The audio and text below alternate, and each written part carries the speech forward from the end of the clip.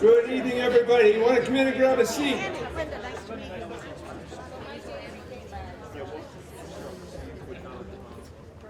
Oh, thank you one and all, and on behalf of the Chamber of Commerce, we want to have a very healthy holiday welcome to all of you here tonight for our 78th Annual Chamber of Commerce Annual Dinner and Awards night. We'll be hearing tonight from several people, but initially we want to say a special thanks to our main co-sponsors, Bunker Hill Community College and Verizon, for the terrific job they've done and for what they've always been pushing. We'll be hearing from Kristen McKenna, the Dean of Development at Bunker Hill, and we will also be hearing from Kathleen Finn from Verizon. But we want to say a special shout out tonight for our friends here at the Holiday Inn, especially Megan Walter and Terry Almond, for all that they've done for helping us put this evening together and celebrating the contributions of our sponsors. And I want to make a special acknowledgement not only of our esteemed guest speaker, the State Auditor Diana DiZoglio, who's here, but also for our Mayor, Kitjana Valentine, who's also here tonight. And I can't go without mentioning Mayor Emeritus Jean Brune, 95 years young, is here yet again tonight. Mayor Brune, thank you. And I've got to mention a special shout out to a longtime friend and former city councilman, Bob McWaters, who was very helpful and instrumental in making sure the audience here this evening. Thank you, Bob. And I want to say a very special out to see those gentlemen hanging out down in the corner back there. They're from VDA, neighbor right up the street here in Innerbelt. And they're a multi-award winning experiential event design agency. And they're the ones that truly embodies the spirit of innovation and creativity. VDA is literally right up the street here. And let's take a quick glimpse into the exceptional work and the creativity of VDA through a quick scissor reel they have. Gentlemen.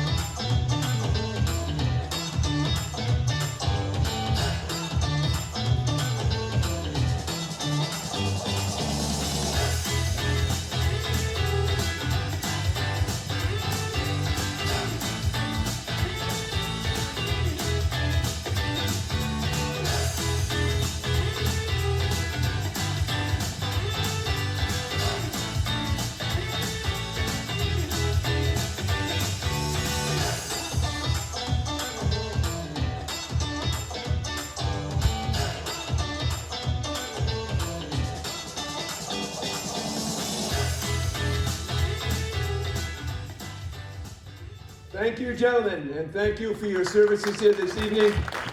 These gentlemen donated their services here tonight, so a special shout out to them. At this particular time, it's extremely noteworthy to mention the wonderful contribution that the city of Somerville has had with Bunker Hill Community College.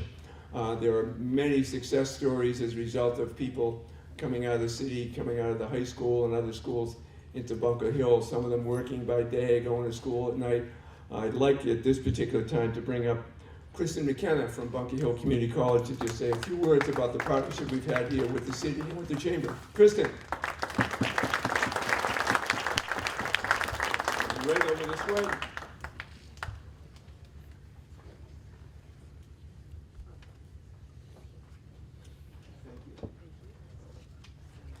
Hello, everyone. Good evening. Good evening. Yeah.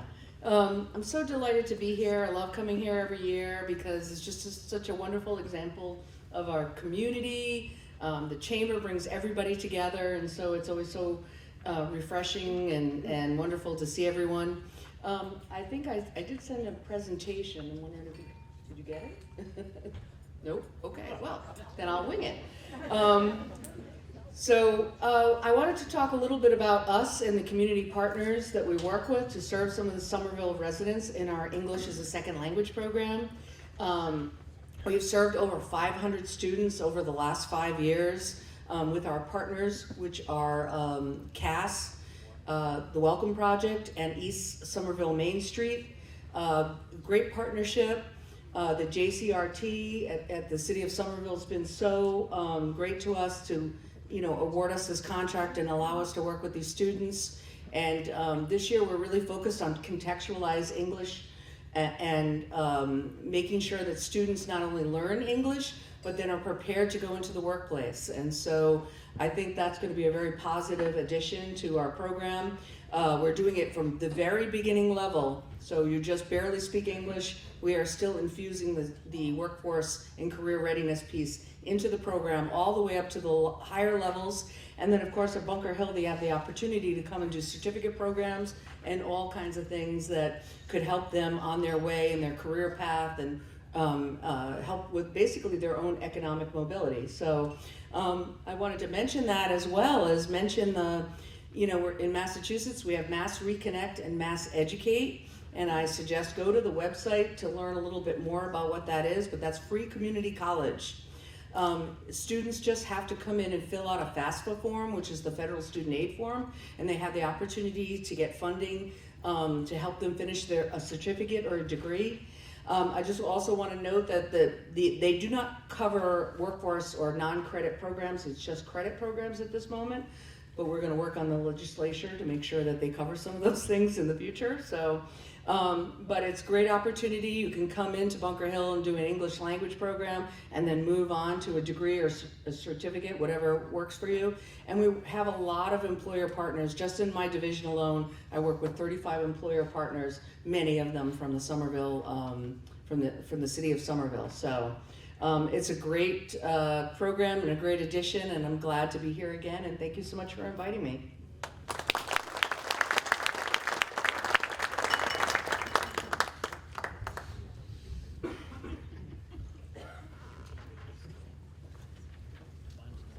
Well, thank you very much, Kristen, and we'll certainly enjoy that partnership, and especially going forward. It's a real special treat to introduce Kathleen Finn from Verizon. Kathleen has been reaching out to not just Somerville, but the greater Boston community in so many different ways, and that's been a great community partner here in the city and here with the Chamber. So, Kathleen Finn, a co-sponsor, please join us here at the podium.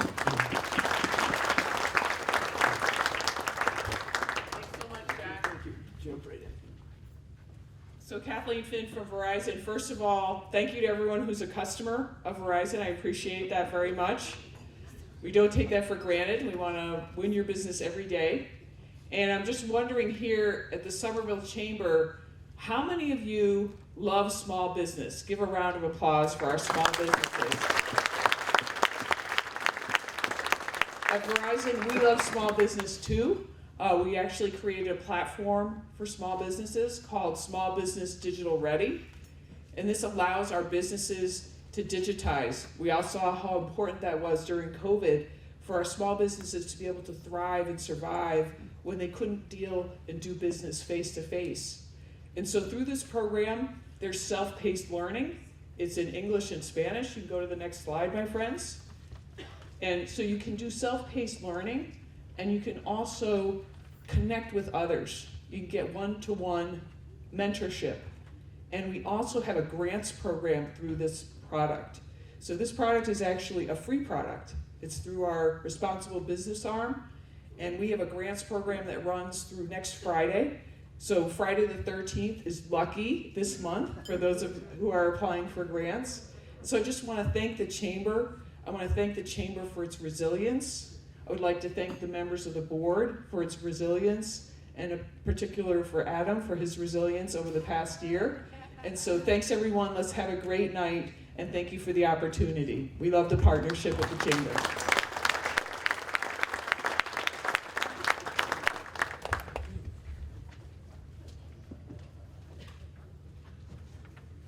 Ladies and gentlemen, it's been a bit of a transition this year. As most of you know, Mr. Mackey, after 29 years, stepped aside early in the year. I just want to say a special shout out for the incredible amount of work he did over those 29 years to bring the Chamber forward to where we're at this particular time.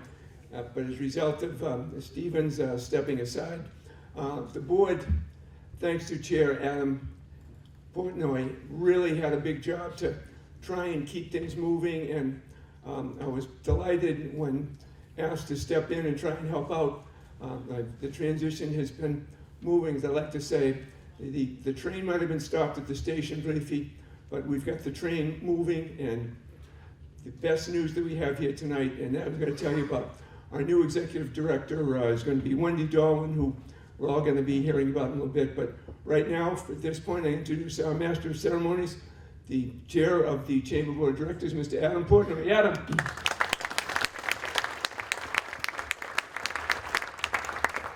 Good evening, and thank you, Jack. Welcome again to the 78th Annual Chamber of Commerce Dinner and Powderhouse Awards. As Jack said, this year has been unique, to say the least. I want to spend a little time, first of all, I hope you all had a great Thanksgiving.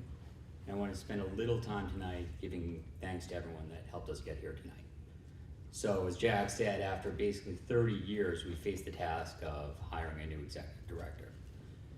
And that was a monumental task. And I want to thank our transition committee for helping us find what I think is the perfect person for the job. Please help me in welcoming Wendy Darwin as our new executive director.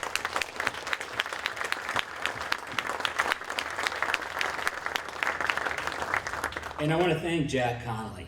You came out of retirement punching harder than Mike Tyson this year, buddy. Thank you for stepping back in our ring in the interim. And also a moment to thank Joanne Haley. Thank you, Joanne, for everything you do. Honestly, I want to thank you. And a special thank you to the members who helped us get here tonight.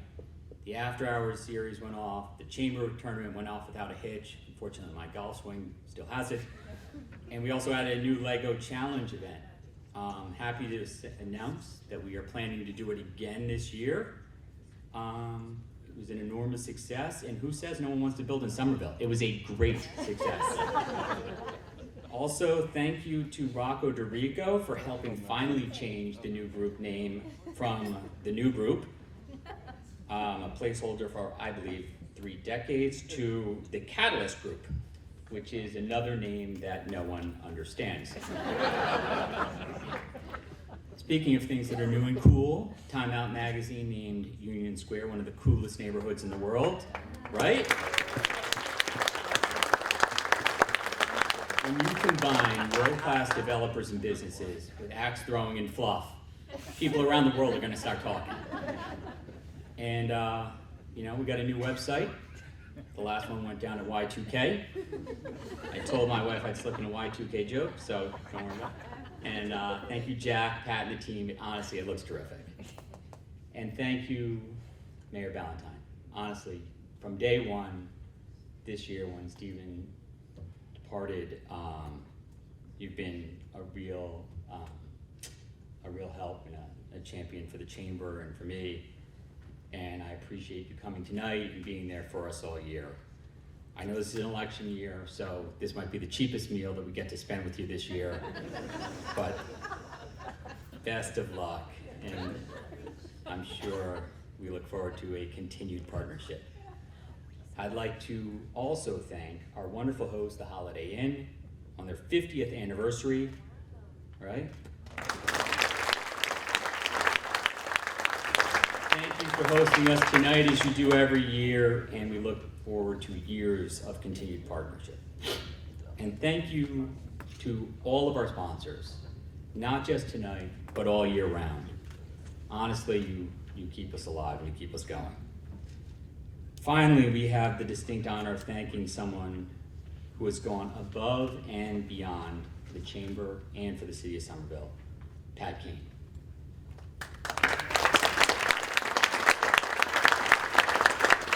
Pat, your contributions have shaped the Chamber and the community in ways that are immeasurable. Honestly, we don't say it enough, and I hope you don't think we take you for granted in any way. This Lifetime Achievement Award is just a small token of our appreciation for everything you do.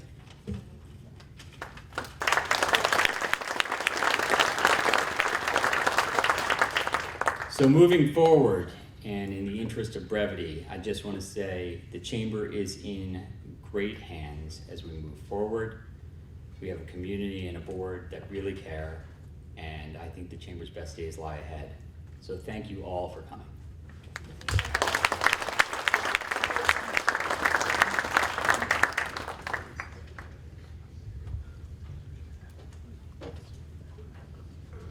All right, thank you, Adam, and it's time for the buffet dinner, and we're going to ask members of the Holiday Inn staff to call you up table by table, and then when we complete, we're going to be hearing from Her Honor the Mayor with their greetings of the city, and then we'll move forward with our award presentation. So at this time, we'll start with the buffet and ask our Holiday Inn staff members to bring you up table by table so we can get started at the buffet line. So thank you, one and all.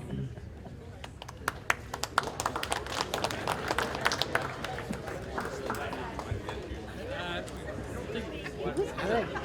What, the catalyst? Because that sounds like a pulse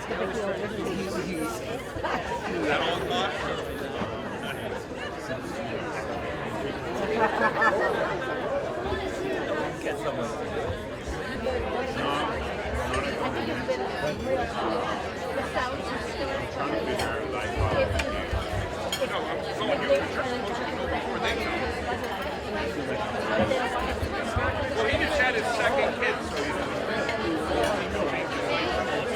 Good evening, everybody. I'm going to come back one more time. Again, I'm Jack Conley, the acting chamber man the last 6 months, and I want to say thank you again for everybody who's here this evening. And now it's my pleasure to be very happy to introduce the Mayor of the City, Summer Katjana Ballantyne, is here to bring the greetings of the city. And we want to, as Adam mentioned earlier, say how special we feel that there's been a terrific partnership between the city, the Chamber of Commerce, working with the mayor and her team, her economic development team. Many of them are here this evening. Thank you, folks, one and all, especially for some of you who are working with us in Davis Square and throughout the city. At this particular time, it's my honor to present Mayor Katjana Ballantyne. Madam Mayor.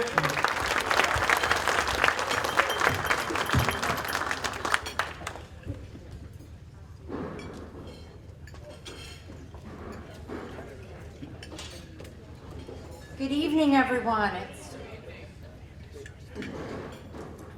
As always, it's wonderful to be here. It's an honor to celebrate the incredible businesses and individuals who make Somerville such a vibrant and dynamic city. I want to pause a little bit and acknowledge sort of the transition that's going on here. I think we need to give a huge round of applause for our outgoing interim Chamber President and CEO, Jack Conley.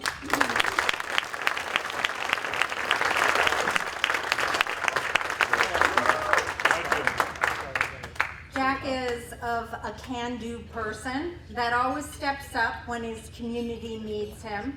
Somerville is lucky to have you, Jack. Your dedication during this transition period has been invaluable, and thank you for your leadership. I also want to extend my warm welcome to the Chamber's new incoming president, Wendy Dalwin.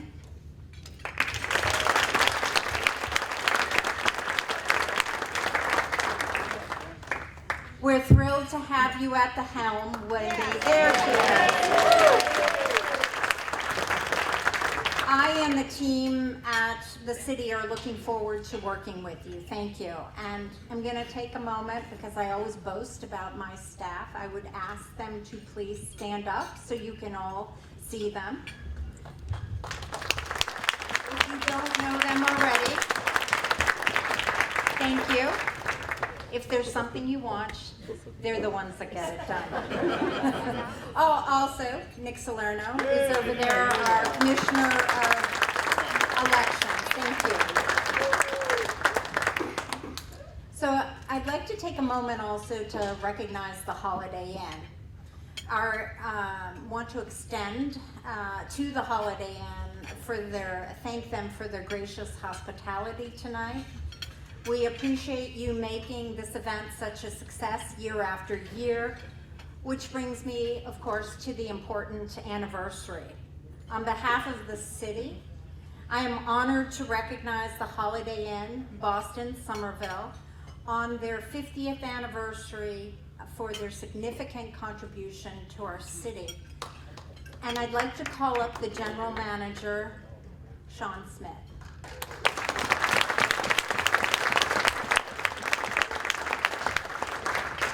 Sean will be accepting the mayoral citation from the city on behalf of the hotel and the Distinctive Hospitality Group.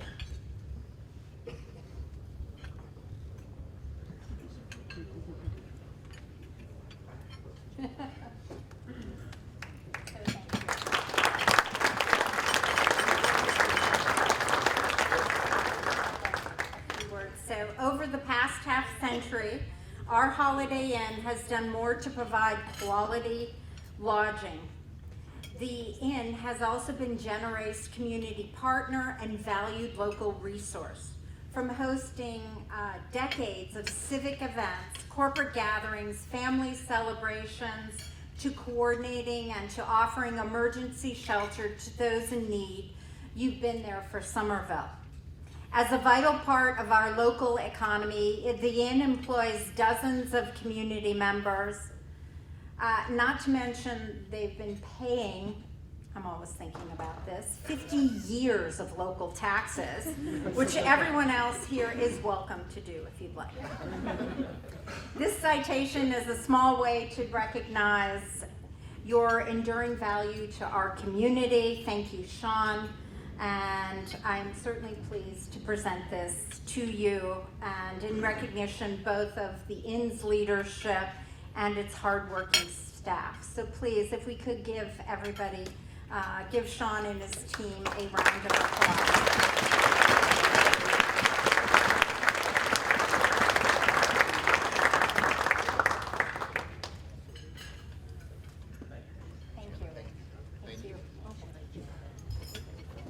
So I also want to thank all of the business owners and entrepreneurs here tonight and in Somerville.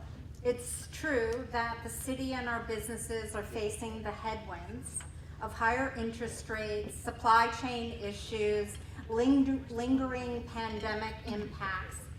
But I have to be clear, I'm bullish about Somerville, and that is no small thanks to all of you. Somerville is firing on all cylinders. We've got a thriving life science sector and a diverse and growing incubator scene. We have a celebrated food scene that offers everything from pupusas and burgers to craft cocktails and celebrity chefs. Somerville, yes, Somerville, is now a solid member of the biotech corridor. Lab buildings now dot our city. Retail is expanding. We are the climate tech hub of the Northeast. 50 new small businesses opened their doors in the last 11 months. That's 50. And our arts scene continues to thrive and help drive our economy and our draw too. Tonight we'll celebrate award winners like Charlie Femino, exemplifying excellence in public service, well-deserved, Chief. And congratulations to all awardees. This year we can also celebrate major progress. Ultragenics opened its door at 100 Chestnut. It's fully tenanted, and Greentown companies are flourishing. Let's also acknowledge that ongoing economic realities. These past few years have been tough, and the lab market requires our continued attention. And we faced other challenges, particularly around homelessness. We're working hard to address them. A big part of our success is the fantastic ARPA programs we've implemented. Through the Business Vitality Grant Program, we awarded over 90 grants to small businesses, offering crucial rent support and technical assistance. Our ARPA-funded advertising campaign, "It Takes All Shapes to Make a Square," unquote, has been a triumph. With it, we are highlighting the amazing diversity of our small business community which the great ads tell the story, or rather, this is actually your story. Those ads are up throughout the region on buses, bus stops, at the airport, online. You've got to love some of the clever and accurate taglines like far out and incredibly close. Collaboration is key. We've been working closely with groups like our Main Streets, and we're excited to see the new Davis Square Merchants Group organizing. We look forward in the coming year to deepening our partnership with you all. And on that note, I do have to ask you for something. Somerville is a city of opportunity. You help build that every day. And to keep that momentum going, I have a proposal for you in the next coming year. Let's make 2025 the year of our partnership with youth. Our youth are our future. And we have an opportunity to help their imaginations soar when it comes to their futures. We can connect them with career possibilities and expose them to new industries. We can get them right in the middle of innovation and progress where they can tangibly see success. We're exploring avenues like classroom visits, internships, and work-study programs to build the gap. This will thrive best as a community effort. So, as our Crackshot Economic Development team works to support our business communities, please raise your hands again. In the coming year, I ask that you also partner with us to expand our support of youth next year. What can you do? Open your doors to student tours, join our youth job programs, offer internships or demos, get involved with youth initiatives, create student challenges, and together we can open doors. And maybe an internship at the auditor's office. So let's raise a toast to the incredible businesses and individuals who make up Somerville such an incredibly special place. Here's to the continued success and collaboration. Thank you.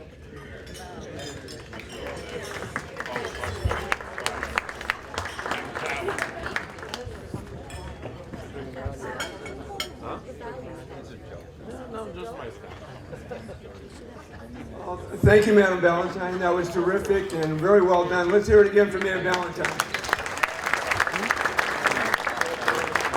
At this time, I'd like to bring up a very special chamber member who spent a lot of time with a lot of chamber members in coming up with not only the nominations, but to make the key decisions on our 2024 Chamber Business Award winners. Mr. Vladimir Benoit, who's the chairman. Vladimir, President and CEO of the Somerville YMCA, which many of us have had many a relationship with. Vladimir has taken over, put all kinds of energy since Mr. Murphy left, and resulted in great plans for what will be a new YMCA building down the road. We're looking very forward to his leadership. So I'm very pleased to welcome Mr. Vladimir Benoit from the Somerville YMCA. Vladimir.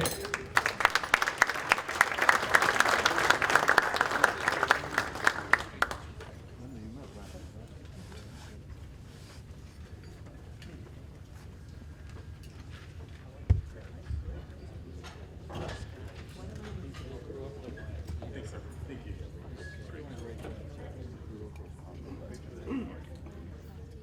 Excellence in public service. Our 2024 Chamber Award winner for Excellence in Public Service enjoyed a career in law enforcement that spans over 3 decades, beginning with his distinguished service in the Somerville Police Department from 1984 to 2014. During his tenure, he served in several key roles, including Chief of Detectives for 15 years, Deputy Chief, and Acting Chief from 2013 to 2014, after his initial retirement from the Somerville Police Department. Our award winner continued his public service as the Chief of Police for Endicott College before returning to Somerville to serve as the active chief for over 3 years, allowing the city to recruit a successor to continue his important work in Somerville. Our 2024 award winner for excellence in public service is now retired Somerville Chief of Police, Charlie Femino. Please come up to the podium.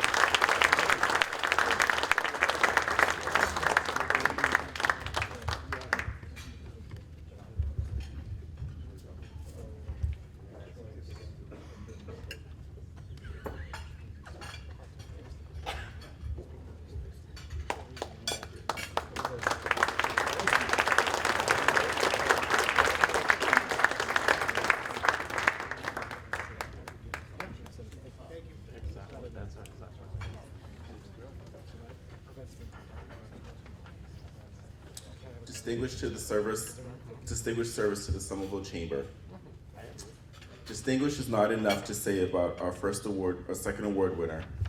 Despite managing 4 very well-known restaurants, dining and nightlife destinations here in Somerville, our highly esteemed and awe-inspiring award winner somehow found the time to assist the Chamber with the Herculean task of quarterbacking the Taste of Somerville in the 4th quarter, Tom Brady-like fashion.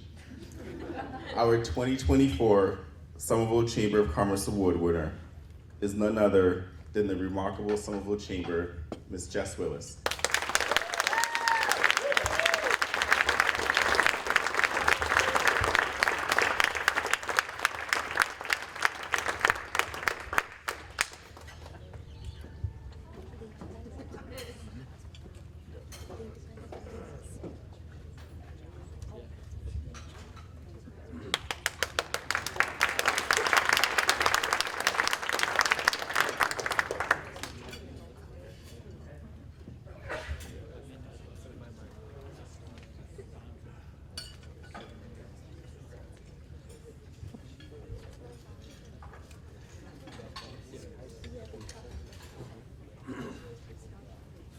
Distinguished Service to Greater Somerville.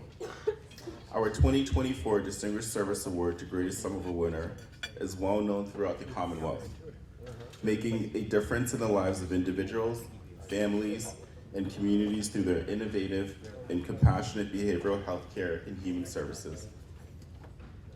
This organization has made a considerable difference in the community with the recent location of the Scott Brock Center of Behavioral Health Care and Family Services at 117 Summer Street.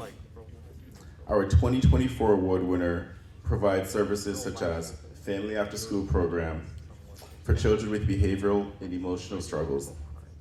Our 2024 award winner for excellence in service to the Greater Somerville is Riverside Community Care.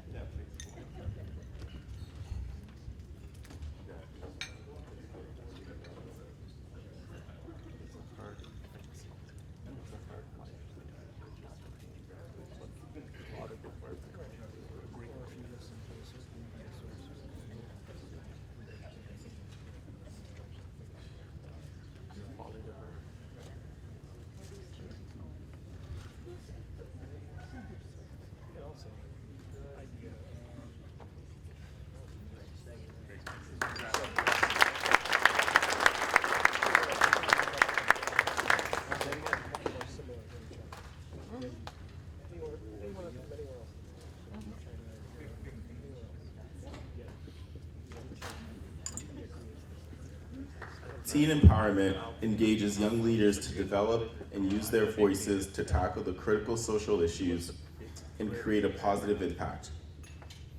Mr. Stanley Parlak was instrumental in engaging community partners such as the Somerville Police and the Somerville School Department. This Somerville Chamber of Commerce is proud and delighted to award the 2024 Nonprofit of the Year to the Center for Teen Empowerment, Accepting on behalf of the Center for Teen Empowerment is current CEO, Mr. Abigail Forrester. Please give him a round of applause.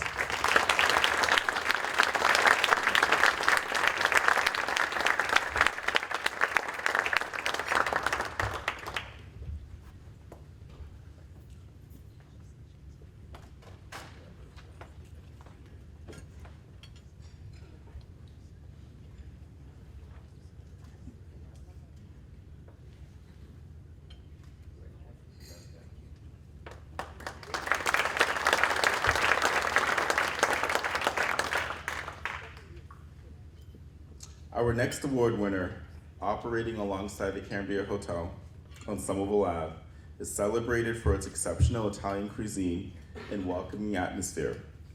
The restaurant, led by James Beard-nominated chef Michael Scelfo, offers a delightful dining experience.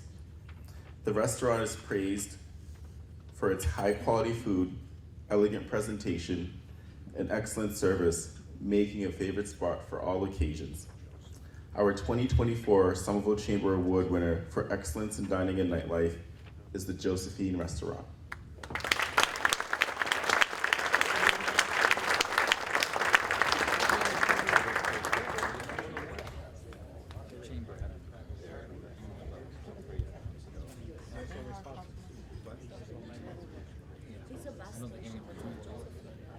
Oh, you were there? And you by yourself?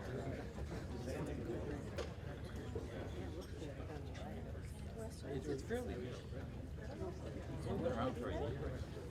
Is it great? Really? Is it Is it a simple?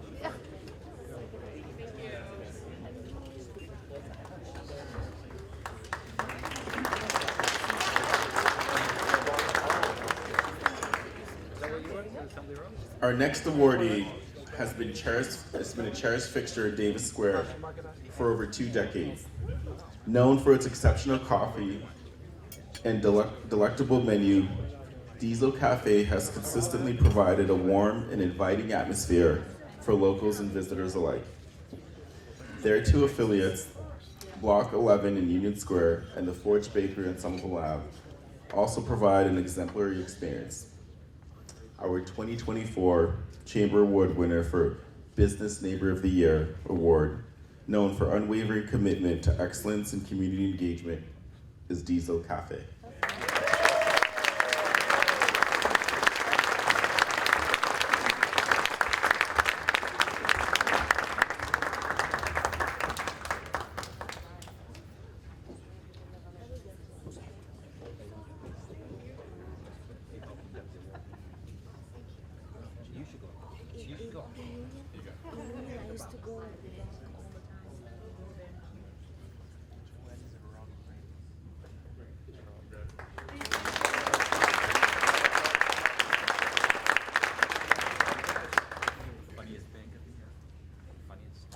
Our next award for the Green Business of the Year was founded by these thought leaders: Jane Chen, Ethan Brewer, and Austin Hunt.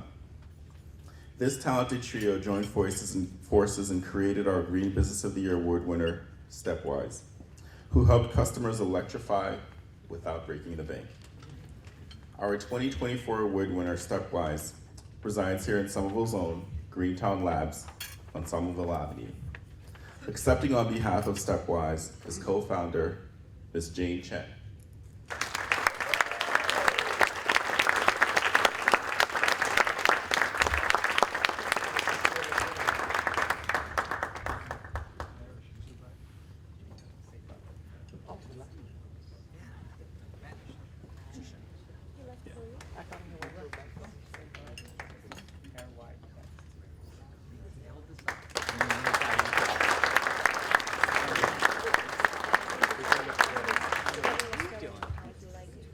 In July of 2007, Melissa and Paul Christie opened their shop, Davis Square, right around the corner from where they live.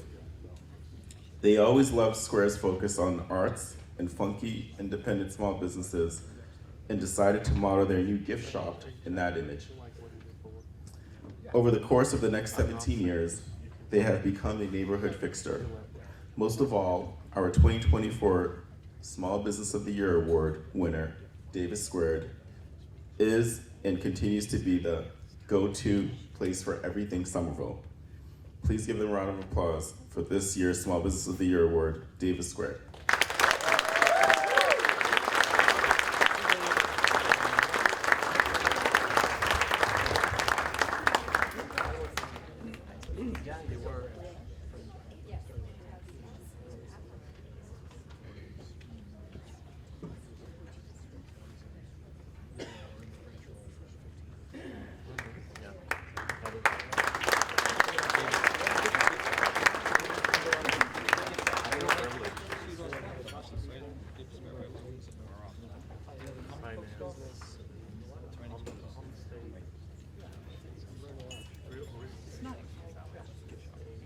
Our Excellence in Economic Development Award winner tonight provides sustainable environmental solutions to leading companies in life sciences, healthcare, education, and advanced manufacturing markets.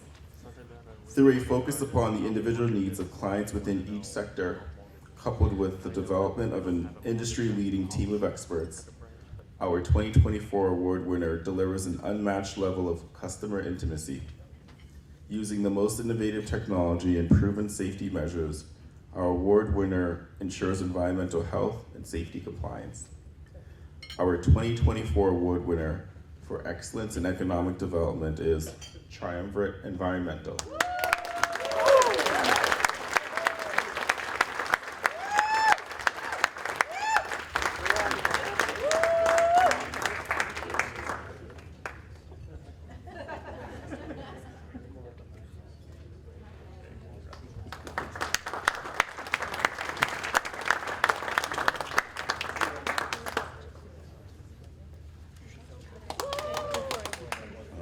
I know this guy.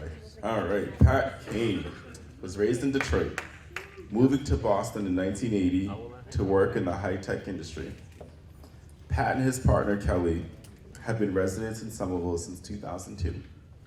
In 2004, Pat and Kelly's employer went bankrupt, and they formed Cooper Kane Group, an internet security consultancy. Soon afterward, they joined the chamber, where Stephen Mackey asked if he was an IT guy. That has led to Pat being the sole member of the Chamber's IT committee for the last 20 years. In 2005, Pat joined the Anti-Phishing Working Group, an international internet scam fighting organization. In his free time, he has worked as a poll worker for the city's election department for the last 20 years. You may have seen him in East Somerville if you vote there. Much like he has done countless times for Somerville Chamber of Commerce, ladies and gentlemen, please welcome to the podium our 2024 Somerville Chamber of Commerce John Fitzgerald Lifetime Achievement Award winner, Mr. Patrick Kane.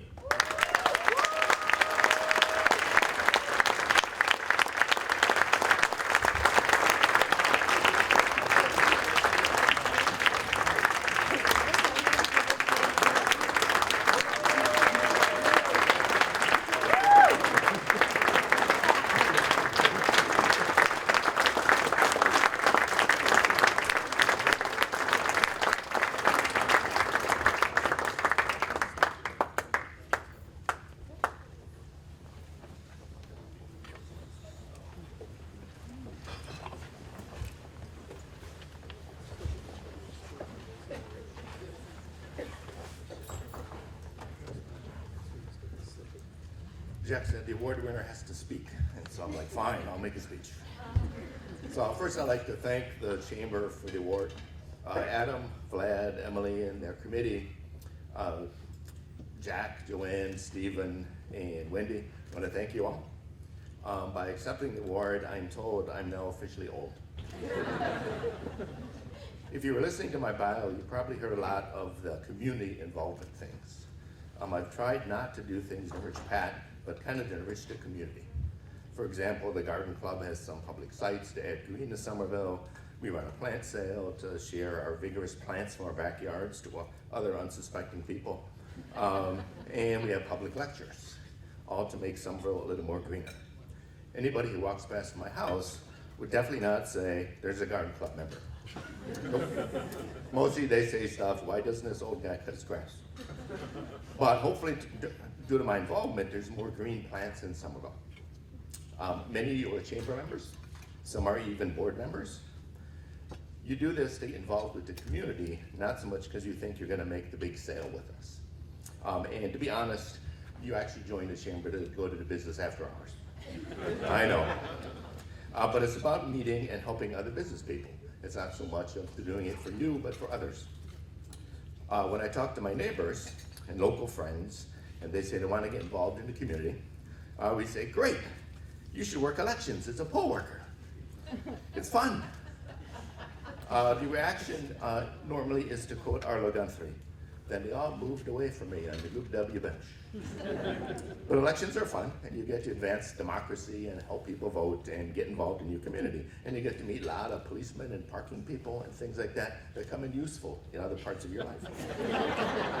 So my theme of the little speech was to get involved in your community, which may be different than my community, but you have a community, and to enhance it. And you know what, that should be fun, and you'll have a lot of fun with it. At least it has been fun for me. So thank you again for the chamber for the award, and go forth and have fun in the community. Thank you again.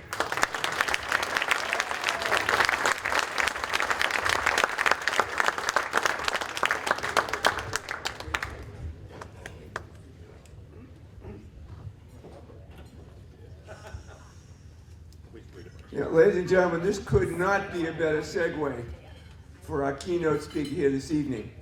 Getting involved in the community, well, how about getting involved in the community of the Commonwealth of Massachusetts?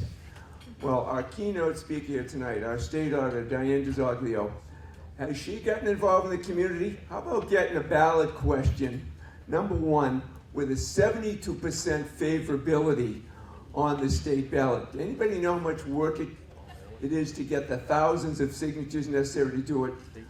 This woman was able to do it, and when it got on the ballot, we got that incredible vote last month. Anybody who's been watching TV or listening to the radio the last couple of weeks has certainly heard Auditor Diane DiZoglio's impassioned plea to let her shine a light on the legislature. All of us, any of us who served in government, realize that it's a little light on those closed-door meetings is going to open up a whole new world of information. And in the auditor's office, she's the person to do it. I'm so delighted that she was able to make time out of her incredibly busy schedule to be with us here this evening. It's my joy and complete pleasure to welcome this evening Commonwealth of Massachusetts State Auditor, Ms. Diana DiZoglio. Diana.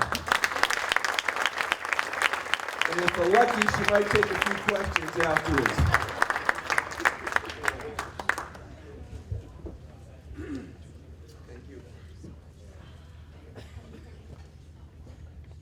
Well, good evening, everyone. Good evening, everyone. There we go. I just want to make sure everybody's still awake. I appreciate this great opportunity. Full disclosure, Jack, it is way past my bedtime, my friend. With daylight savings, as soon as it's 4 p.m. I mean, lights out, right? So, but very excited to be here tonight. I appreciate so much that everyone has extended this gracious invitation. Thanks to Bob McWaters for speaking with Jack to make sure. Yes, give it up for Bob. A Somerville favorite. Thanks so much for inviting me here. I'm sure that everybody was absolutely thrilled, and the fact that an auditor was talking tonight is really what drove people to come out. And tonight, you're all going to be thrilled for the next 45 minutes with my slideshow and my spreadsheets, and we're going to talk about all the percentages and numbers that we're analyzing in state government right now. No, I really do think it's important to be able to come out into the community and talk about what the auditor's office actually does. So this is a great opportunity, and first and foremost, I do want to say congratulations to all of the award recipients. Huge congrats, Pat, everybody who was awarded. some of the folks here, some of the incredible things that you all have done, and I don't want to get myself in trouble by not mentioning some, but some of the youth development work, the children's behavioral health work. I mean, thank you. Thank you for whatever it is that you've contributed to this community. You are in the trenches every single day, making Somerville thrive, not just survive. And for that, those of us who are in public service and are in government, we are incredibly grateful for all of the work that you do. And we couldn't do anything that we do without you. Mayor Valentine, thank you so much for the gracious invitation for everybody to call my office for internships. My entire office isn't here tonight like yours is though, so maybe your office could field some of those phone calls to help me when all of those calls come in. Thanks to all the mayor's staff and all the employees who are here for the service that you provide to our communities. I served as a legislative aide, worked in city government myself, and it really is, Mayor, as we know, really our staff who does such a tremendous job. Thanks to my staff who's here tonight too. I have a couple of staffers back there. Make sure you high five them on the way out. They get to deal with me on a daily basis. It's very fun.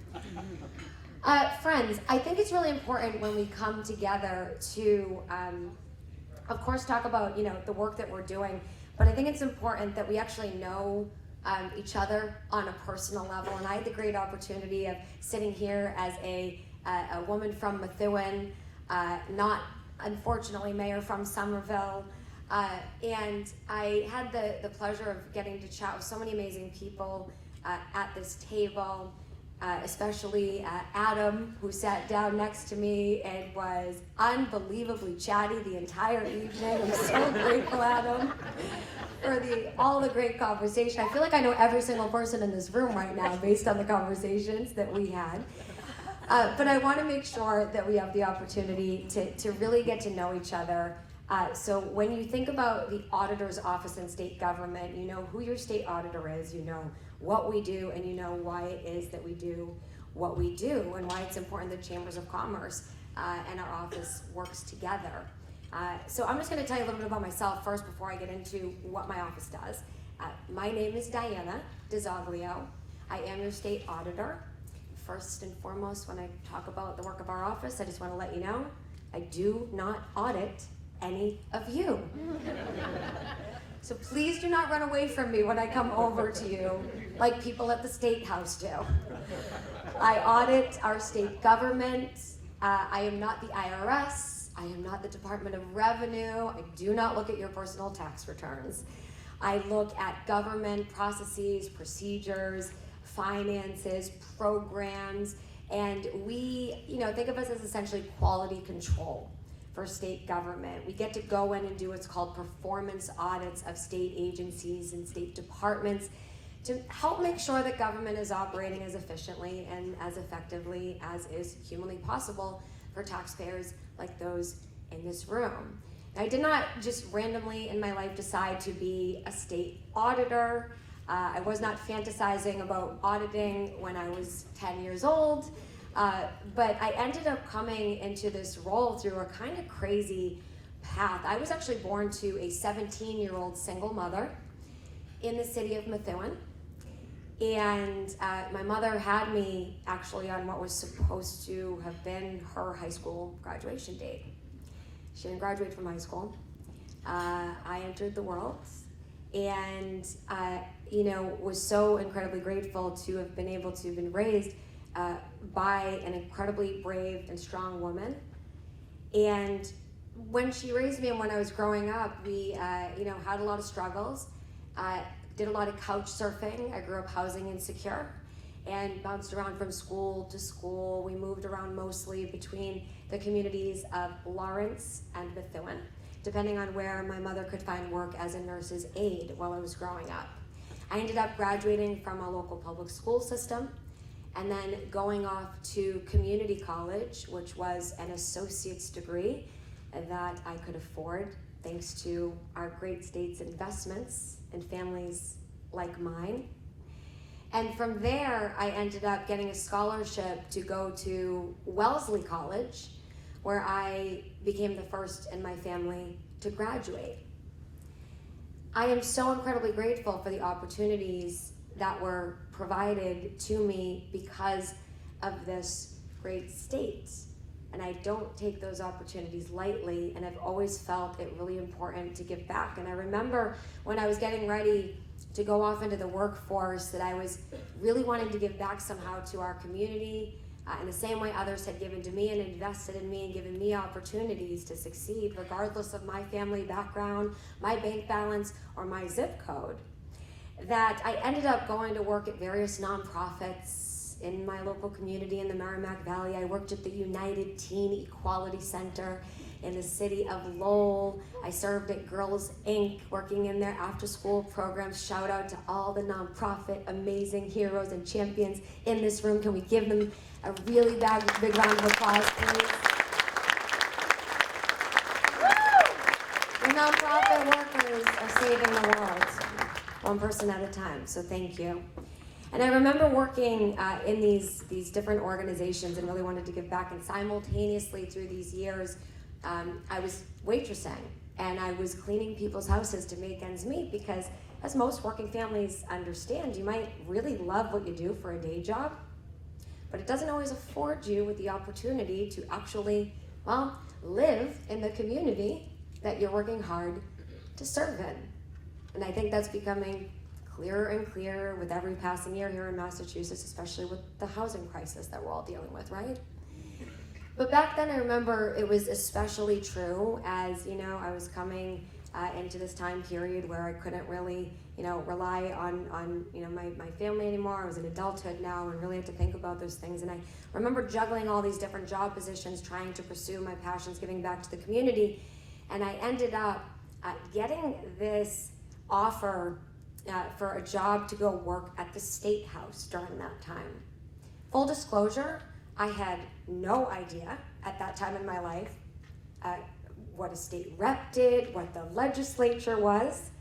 And I got offered this job, and when I got offered this job, it was due to the fact that I worked in the community and I spoke fluent Spanish, and there was this state rep who needed somebody who had deep ties in the community and was invested in the community. And I thought to myself, well, I know really nothing about government or politics, but, I need health insurance and all that, so I am going to apply for this random job. Went in, applied for the job, got the job. Was very, very grateful. I became a legislative aide working in our House of Representatives up on Beacon Hill, under the Golden Dome, at our incredible State House. And I remember, thinking about this as this incredible opportunity. I had no idea how I'd gotten there. It was kind of miraculous to me, but there I was, working at the State House and learning about all the great things our government can do for working families just like ours across our communities, from making investments in early education and care, from investing in our transportation system, fighting for families to have access to health care. Just talked about those housing opportunities, making sure that kids have quality education and higher education regardless of where they come from or how much money their family has. The list goes on and on and on about the great things that I learned about that our state government can do. But I also, during that very short time working at our State House as a legislative aide, and a younger woman in her 20s during that time, learned about the flip side of how our government can operate when there is no accountability. You see, during my very short stint working as a legislative aide in our own House of Representatives, I was sexually harassed. And the way that they thought it was appropriate to deal with that harassment was to fire me.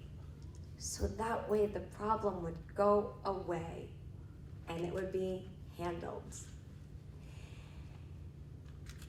They didn't just fire me, but they also required that I sign away my right to speak by signing a taxpayer-funded by all of you, non-disclosure agreement just to collect my 6-week severance package, meant to silence me about literally everything that I witnessed, seen, and experienced behind the closed doors of Beacon Hill at our State House among some of the most powerful politicians in Massachusetts. But I didn't let them get rid of me. I didn't let them keep me quiet, and I didn't leave state government like they told me to do. I instead decided to run for state representative myself, and a little over a year later made my way back into that same chamber as the youngest woman serving in the House of Representatives at that time.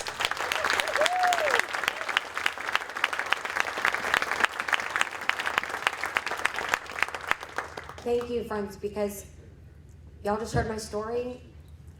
This was not part of my 5-year plan. It was not part of some 10-year plan. This was something that happened that I felt called to do. And when I got elected, I really felt deep in my heart, deep in my spirit, that it was my responsibility to fight like hell for other working families who, like mine was, and maybe not for the same reasons, but for who, like mine was, have also some way, somehow been dismissed, been ignored, been disenfranchised by a system in state government that's just not working for all families in Massachusetts the way that it could and the way that it should. And I took on that battle regarding those taxpayer-funded non-disclosure agreements, demanded transparency and accountability in our House of Representatives, worked on a host of issues to help our communities as a state representative. And when I moved to the state Senate, after that, after serving 6 years in the House, I went to the Senate, served there for 4 years, and continued to fight for those values, to help uplift our communities in any way that I could, until I eventually ran for state auditor, got elected back in 2022, statewide. Thank you so much, friends. And I am continuing to fight that fight for transparency and for accountability in our state government to make sure that working families, again, regardless of our family background, our bank balance, our zip code, anywhere you live in Massachusetts, that we have representation on Beacon Hill and that we have accountability from our elected leaders. And what does that look like in the state auditor's office? I get asked so many times because a lot of people think that we just look at these spreadsheets all day and that we wear the green eye shade and that we, have all these pencils in our hand and all the calculators out. And certainly, friends, we do have accountants and CPAs who work in our office, and we have an amazing staff of over 200 wonderful people from across the Commonwealth who work in the Office of State Auditor and do such great work.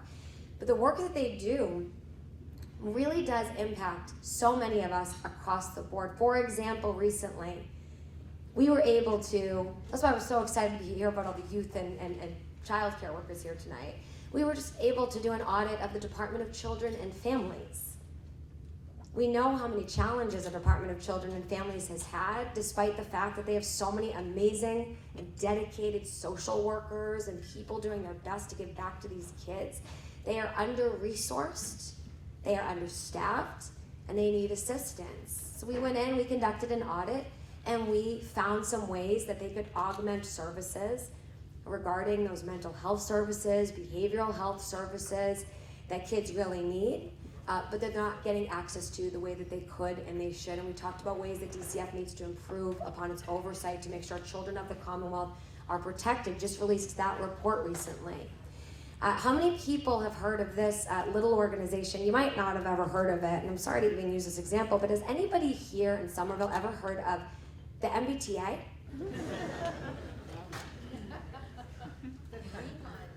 The Green Line. Yes, the green dress mayor. There you go. And you can be the red line over there. We'll do like an MBTA skit up here later tonight.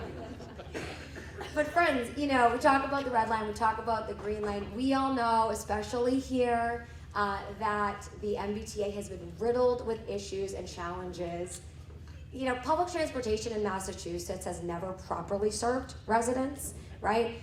But that's especially been demonstrated very publicly and very saliently the last few years, with constant derailments, 2 to 5 mile an hour trains on the wrong tracks. We have, trains literally catching fire, okay? Lots and lots of challenges, and I'm so excited that this administration brought in new leadership, and I'm excited about the opportunity that brings for Massachusetts, and I am optimistic about that.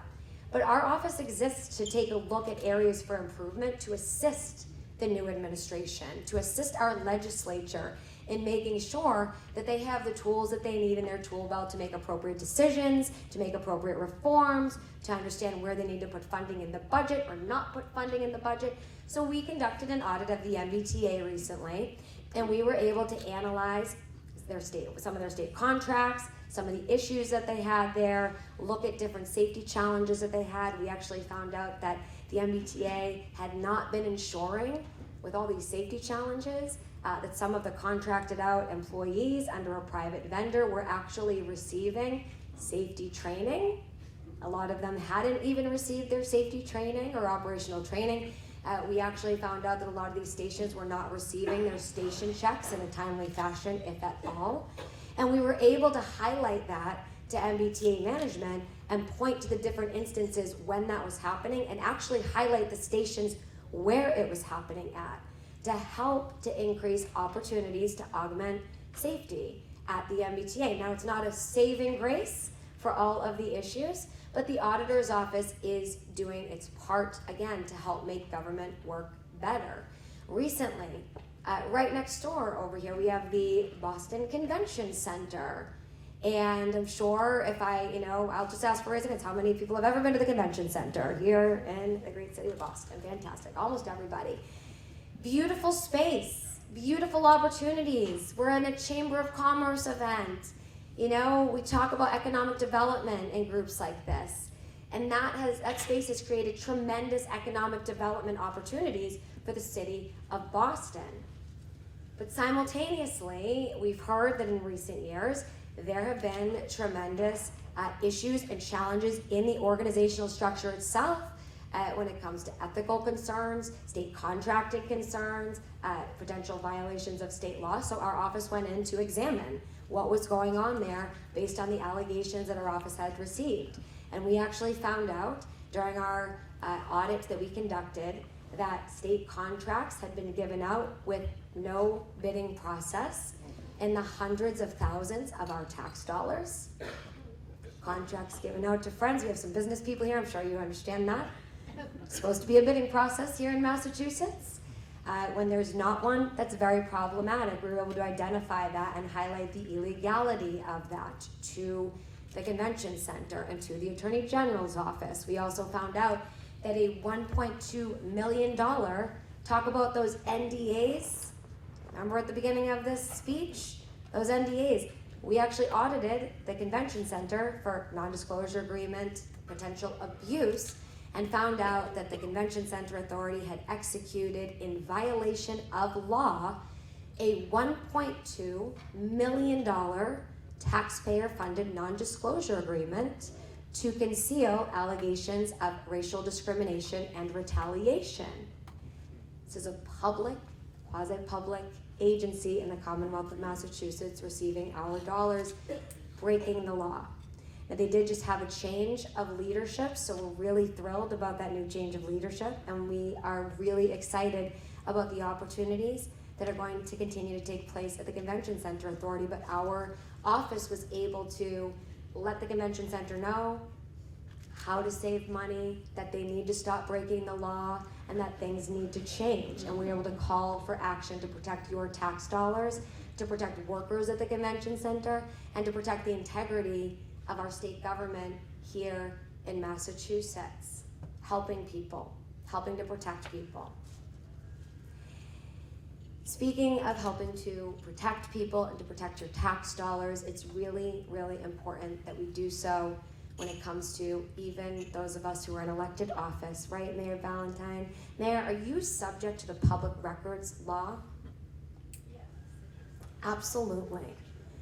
So I'm so grateful that Mayor Valentine and the city of Somerville comply with the public records law, they have the open meeting law that they follow, because transparency when we're trying to hold people accountable is really, really important. And right now, I'm not sure if folks here know this, but right now our state legislature and the state of Massachusetts exempts themselves from the same public records laws that our mayor, that our city council, that every city and town in the Commonwealth actually has to follow for the sake of transparency, to make sure residents can get access to how our tax dollars are being spent and what's going on in state government. They also exempt themselves from the open meeting law. We were recently ranked as the least effective state legislature in the entire nation here in Massachusetts. Massachusetts is continuously ranked as having one of the least, if not the least transparent state legislatures in the entire nation. It's one of only 4 states that allows its legislature to exempt themselves from public records law, and it is the only state in the entire nation in which our executive branch, judicial branch, and legislative branch all exempt themselves from public records laws, meaning everything that gets decided about everything is able to be done behind closed doors using all of our tax dollars to conduct business in what is supposed to be the people's house, but it's really become the politician's house. It's the people's money that's spent up on Beacon Hill. It's not the politician's money. It's the people's business that's conducted up on Beacon Hill. It's not the politicians. So really, the people are the ones who deserve access, who deserve the rights to know about what's going on Beacon Hill. And for years, our state legislature has gotten away with breaking the law and not receiving an audit from the Office of State Auditor, even though the Office of State Auditor audits every other state entity and has access to where every other state tax dollar is being used. The legislature has in recent years claimed that they believe they're exempt from even receiving a basic audit from our office like everyone else does. So when they started refusing to respond to our office and to comply with an audit after our office went in just to do an audit, just to make sure that everything was on the up and up, and they said, no, you can't look at our books, you're not allowed to look at our finances, you cannot request any receipts, you are not allowed to look at our state contracts. Obviously, the red flags in our office went up that something must be wrong. We went into the convention center and had found the illegal state contracting going on, hundreds of thousands of dollars being handed out. At least we got to look at what was going on and find that information so that we could stop the bleeding, so to speak. But our state legislature right now has been avoiding at all costs any semblance of transparency and accountability to the voters of Massachusetts.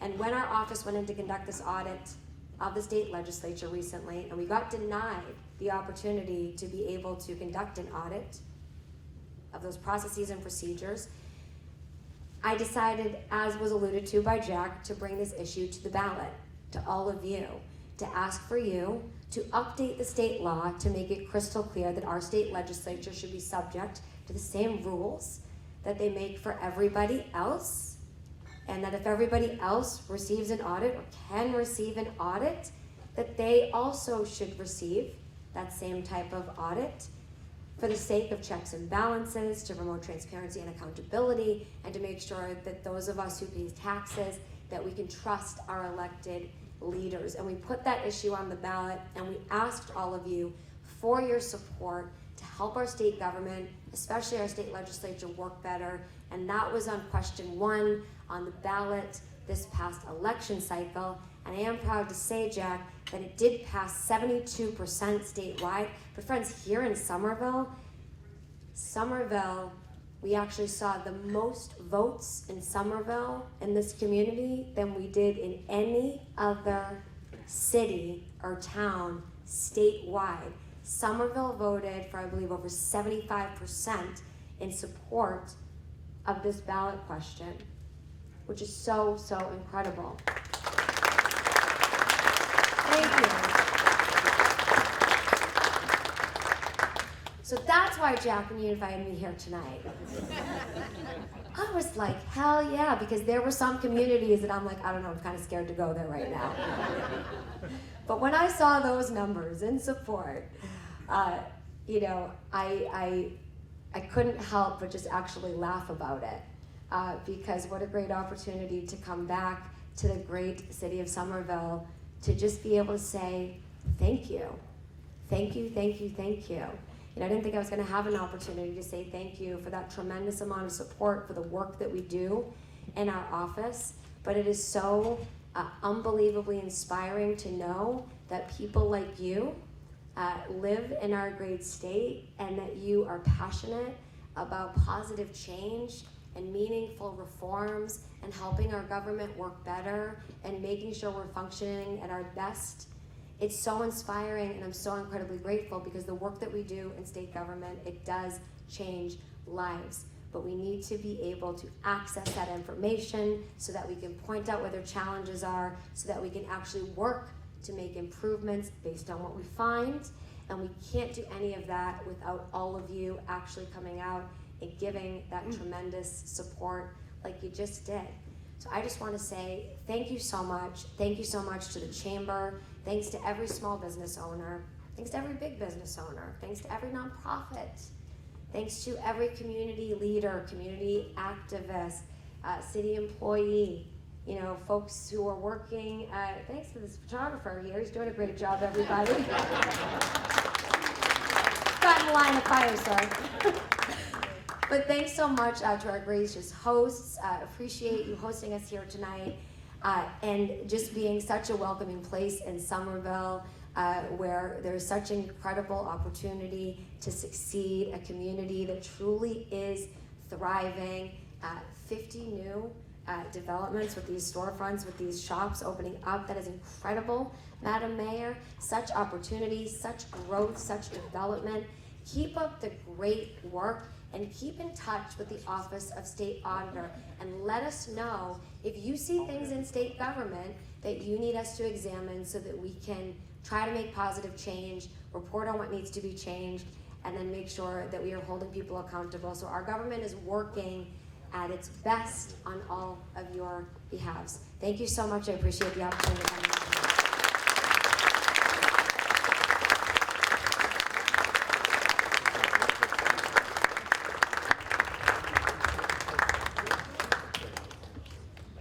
Ladies and gentlemen, we're going to have time for one or two quick questions. If I have one over here, sir, go right ahead. Quick question for the state auditor. Diana, what are the chances you're going to get this state government audited without having to take them into court? Because the press conference today wasn't fun enough, Jay. Yeah, great question. Look, friends, I've already tried to sue the state legislature, full disclosure. We didn't get into that in the remarks tonight. I did try to sue the state legislature already, Jay. And by the way, everybody, full disclosure, speaking of transparency, Jay's my former boss. So I appreciate you putting me on the spot, Jay.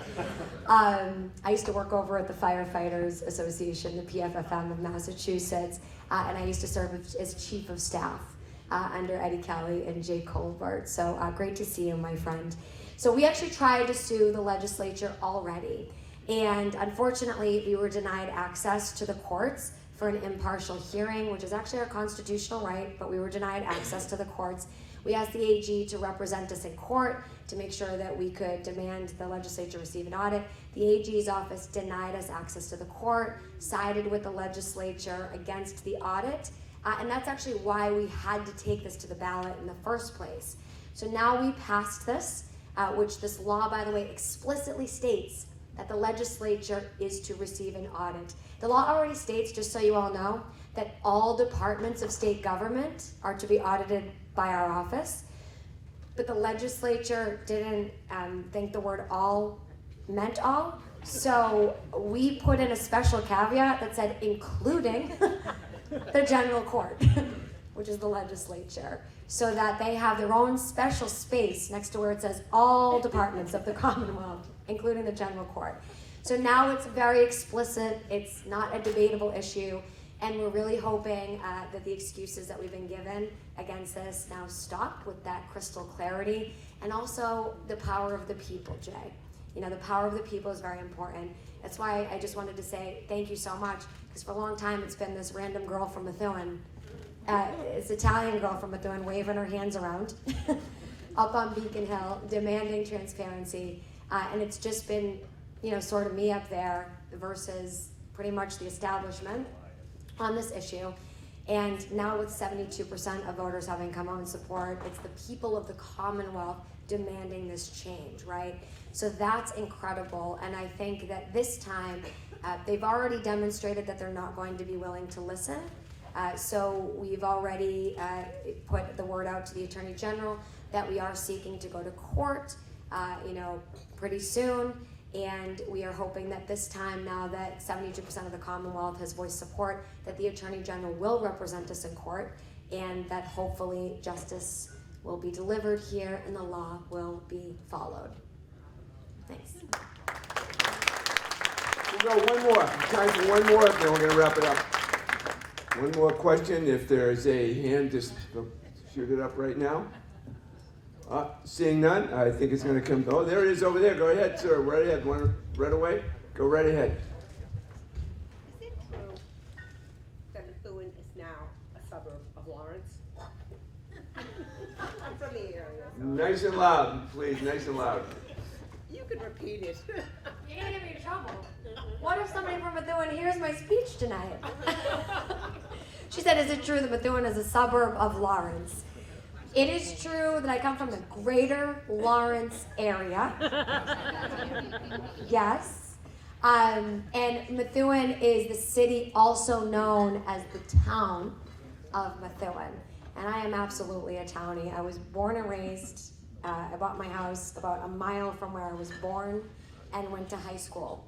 So, yes, it's the city also known as the town of Methuen. Methuen Town is actually the official name, but we call it Methuen. But yes, great question. Thank you. I'm sure everyone in Somerville was wondering that. Well, listen, I want to say a really special thanks for State Diana. Please, a big round of applause for Diana. Let me say on behalf of the Chamber what a joy it's been to have all of you here this evening, especially with Diana here and all of the wonderful information for Vlad, for Adam, for all of us who've been able to try and provide a little bit of support for all the great work that Chamber members, large and small, have done. Award winners tonight, I think you can see our Chamber committee did a phenomenal job picking out some really key people in the community. Thanks to the mayor for her wonderful endorsement of policies that are going to be continuing to move on here in the city, and the fact that there's a bright light shining, it's only going to get brighter. So happy holidays to one and all. Thank you again for being here this evening, for your wonderful support, and best of luck as we get started in 2025. Happy holidays, everybody. Thank you. Safe travels going home.